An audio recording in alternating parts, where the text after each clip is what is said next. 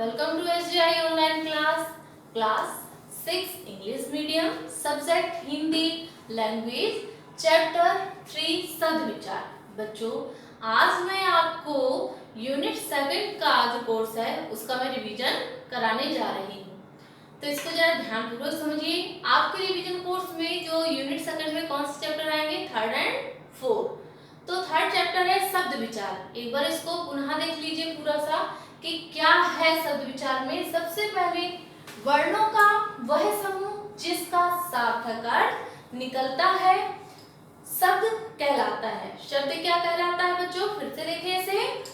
वर्णों का वह समूह जिसका सार्थक अर्थ निकलता हो शब्द कहलाता है। सार्थक शब्द क्या होता है, जैसे हमने कहा चलो चाय आए पी के आए, तो चाय क्या है, सार्थक शब्द है, आए निरर्थक है। तो ऐसे शब्द जिनका सार्थक अर्थ निकले उन्हें हम क्या कहते हैं, शब्द कहते हैं।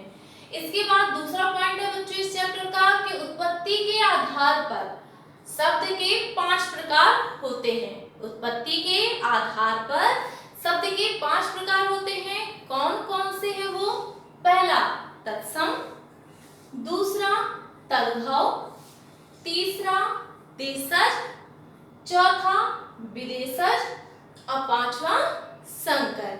ये 5 आपके उत्पत्ति के आधार पर। अब जो तत्सम शब्द क्या है, तत्सम शब्द वे शब्द होते हैं जो संस्कृत भाषा में जिस तरीके से लिखे होते हैं वैसे ही मूल रूप में उन्हें लिख दिया जाता है। तो ये क्या हो गए, तत्सम शब्द हो गए। तद्भव शब्द क्या हुआ, तद्भव शब्द संस्कृत से उत्पन्न है, उसमें हिंदी रूपांतरण, अर्थात जैसे ग्रह लिखा है, ग्रह का अर्थ हो गया घर, तो घर जो शब्द है अगर यहाँ पर लिख देंगे तो ये तद्भव शब्द हो जाएगा, ग्रह आपका तत्शब्द क्योंकि वह संस्कृत का शब्द है। इसके बाद है देशज शब्द। तो देशज शब्द वे शब्द कहलाते हैं जो देश के आधार पर बोले जाते हैं, ठीक है। जिस क्षेत्र में जिसके देश की जैसी भाषा होती है वैसा प्रयोग करते हैं, देशज शब्द कहलाते हैं। विदेशी शब्द क्या होते हैं, जो विदेश से प्रयोग किए जाते हैं, जैसे रेलगाड़ी हो गया आपका, रेलगाड़ी तो आपका संकर शब्द हो गया, जैसे आपका पेन हो गया, ठीक है, आपका टेलीविजन हो गया। इस तरीके से जितने भी वर्ड हैं जो विदेशी शब्द हैं, इंग्लिश के शब्द हैं, वो क्या विदेशी शब्द कहलाते हैं। संकर शब्द क्या कहलाते हैं बच्चों, संकर शब्द वे शब्द कहलाते हैं जो 2 शब्दों के योग से बनते हैं, जैसे रेलगाड़ी, मोटरसाइकिल, ठीक है। तो 2 भाषाओं के योग से बने हुए शब्द संकर शब्द कहलाते हैं। इसके बाद नेक्स्ट पॉइंट है आपका रचना के आधार पर, ठीक है। रचना के आधार पर शब्द कितने प्रकार के हैं, 3 प्रकार के होते हैं।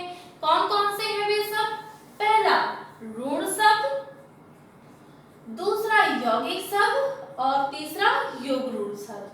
ऋण शब्द क्या है, ये वे शब्द कहलाते हैं जो स्वतंत्र अवस्था में पाए जाते हैं, अर्थात इनको तोड़ने पर कोई अर्थ प्राप्त नहीं होता, ठीक है, जैसे कलम, पुस्तक इत्यादि। योग ऋण शब्द क्या होते हैं, योग ऋण वे शब्द कहलाते हैं जो 2 शब्दों के तो योग से बनते हैं लेकिन उनको अलग सार्थक अर्थ मिले, अलग भी करेंगे तो सार्थक अर्थ मिलेगा। जैसे पुस्तकालय, पुस्तक प्लस आलय, पुस्तक जहाँ पर रखी जाती है उसे हम क्या कहते हैं, पुस्तकालय कहते हैं, लाइब्रेरी कहते हैं इंग्लिश में। तो ऐसे शब्द किसके अंतर्गत आएंगे, यौगिक शब्द के अंतर्गत। इसके बाद तीसरा है बच्चों योग ऋण शब्द।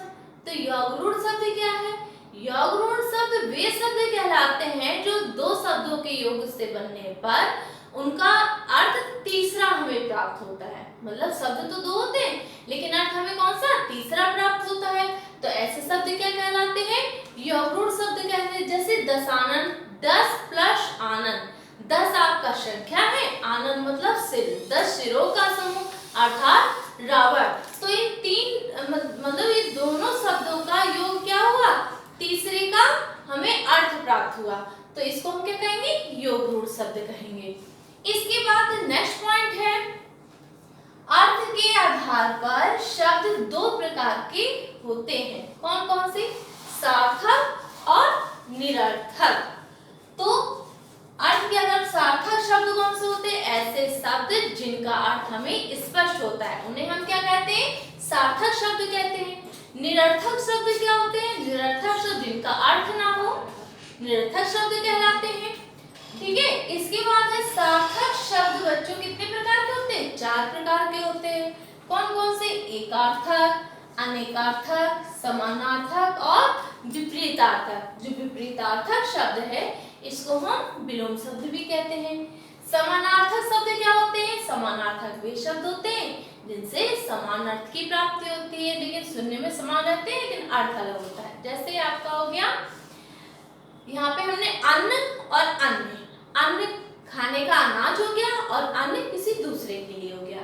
अनेकार्थक शब्द क्या हो गए? जिसको हम पर्यायवाची भी कहते हैं। जैसे हमने लिखा, यहाँ पर आपका लिख दिया हमने गणेश, तो गणेश का गणपति, गजानन, गजमुख, तो ये क्या? गणेश पर्यायवाची में हो गए। इसके बाद एकार्थक शब्द जिसका एक अर्थ निकले, है ना, तो ये एकार्थक शब्द कहलाते हैं। अब एक बार फिर से इसको देख लीजिए बच्चों, फिर उसके बाद मैं इसके अंतर्गत आने वाली एक्सरसाइज को कराती हूँ।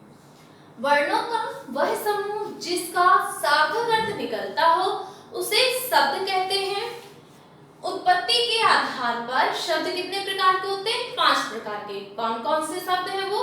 तत्सम, तद्भव, देशज, विदेशज और शंकर। इसके बाद रचना के आधार पर शब्द 3 प्रकार के होते हैं। कौन कौन से होते हैं वो? ऋण शब्द, यौगिक शब्द और यौगरूढ़ शब्द। इसके बाद अर्थ के आधार पर शब्द 2 प्रकार के होते हैं, सार्थक और निरर्थक। इसके बाद नेक्स्ट पॉइंट है बच्चों, सार्थक शब्द 4 प्रकार के होते हैं। सार्थक शब्द कितने प्रकार के होते हैं? 4 प्रकार के। कौन कौन से? एकार्थक, अनेकार्थक, समानार्थक और विपरीतार्थक। ये तो आपके चैप्टर के अंतर्गत जो मुख्य बिंदु हैं या जो मुख्य पॉइंट्स हैं उनको मैंने आज आपको बताया। पहले मैं आपके चैप्टर को विस्तार से पढ़ा चुकी हूँ, आज से रिवीजन करा रही हूँ। अब इसके बाद बच्चों इस चैप्टर के अंतर्गत आने वाली जो पाठ्य पुस्तक में जो आपका अभ्यास कार्य है मैं वो कराने जा रही हूँ।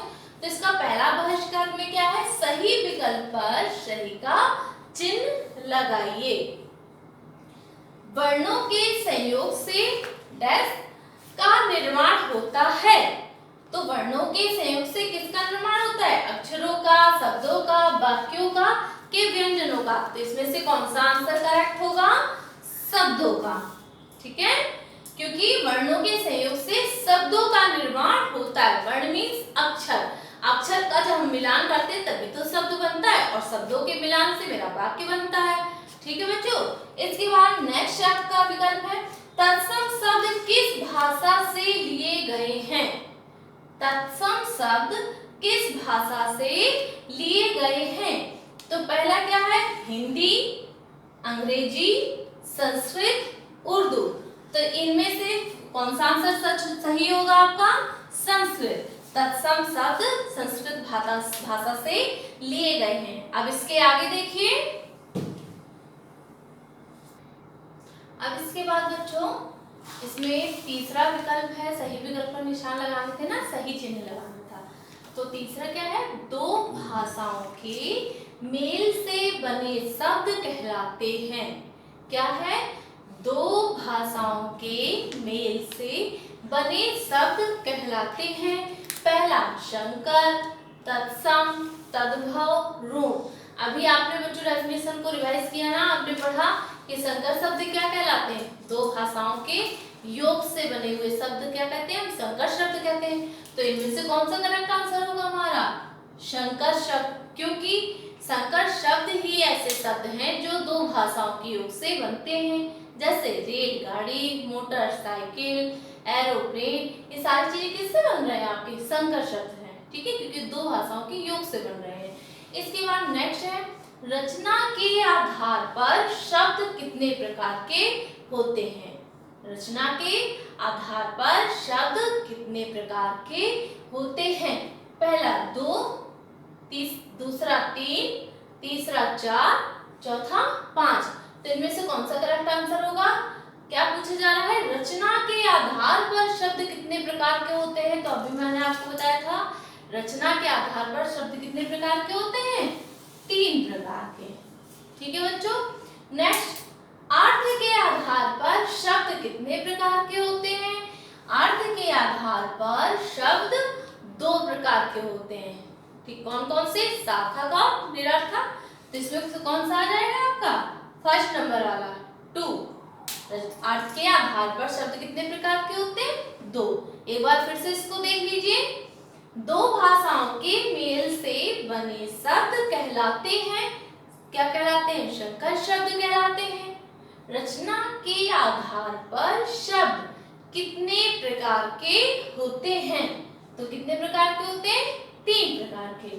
फिर अर्थ के आधार पर शब्द कितने प्रकार के होते हैं?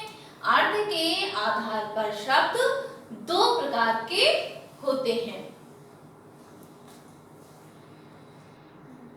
अब इसके बाद बच्चों ये आपके इस चैप्टर की पहले एक्सरसाइज कंप्लीट हो गई।